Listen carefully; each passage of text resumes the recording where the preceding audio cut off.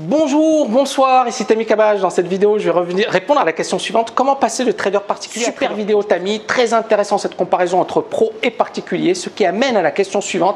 Est-il possible de passer de trader particulier à trader pro? Si oui, comment? Il faut sûrement connaître du monde pour passer de chez soi à une salle de marché. Merci encore pour tes vidéos, elles sont super instructives. Alors c'est une excellente question et je vais y répondre dans pas longtemps. À tout de suite.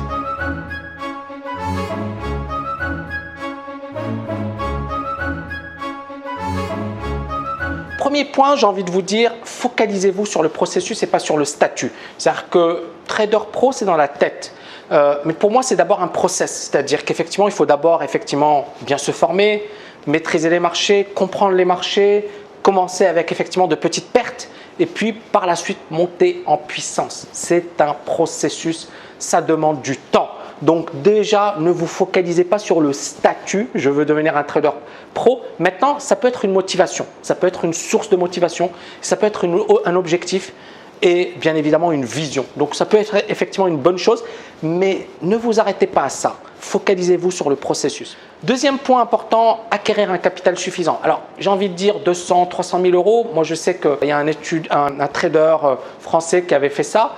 50 000, 100 000 euros, ça devient intéressant. Pourquoi? Parce qu'encore une fois, l'idée, c'est quoi? C'est de se dire la chose suivante. Combien je veux réaliser de performances par mois? Si votre objectif, c'est de réaliser entre 5 et 10%, ce qui est faisable, d'accord? Et c'est ce que j'essaie de vous montrer encore une fois à travers les vidéos de live trading.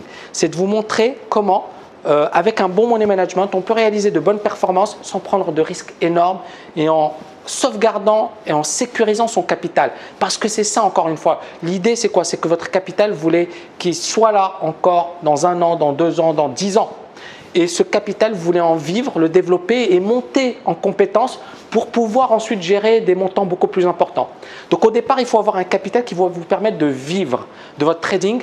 Et donc moi, je pense 50 000, c'est effectivement correct pour le faire. L'idéal, ce serait 200 000, 300 000, comme ça vous êtes beaucoup plus relax. Si ce n'est pas possible, si effectivement vous ne pouvez pas avoir des capitaux corrects, eh ben, essayez de travailler pendant quelques années pour obtenir des résultats. Et puis, bien évidemment, essayez de le faire avec des montants moins importants. Et l'idée, par la suite, c'est pourquoi pas contacter des fonds, des gestions, pourquoi pas des salles de marché. Nous, on est en train de bosser sur ça et j'espère encore une fois que ce projet verra le jour et qu'il se développera et qu'il sera un succès.